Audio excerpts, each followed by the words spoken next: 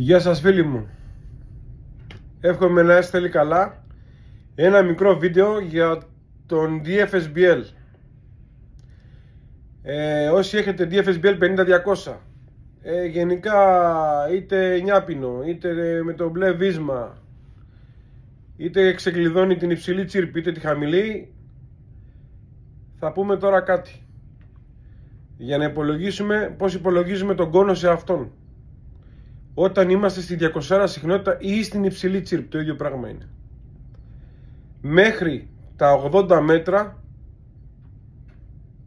ό,τι μέτρα βλέπετε στο βυθόμετρο θα το πολλαπλασιάζετε επί 0,2 και όταν περνάτε τα 80 μέτρα θα το πολλαπλασιάζετε επί 0,22, έτσι, και θα βρίσκετε σε τι κόνο εκείνη τη στιγμή είστε.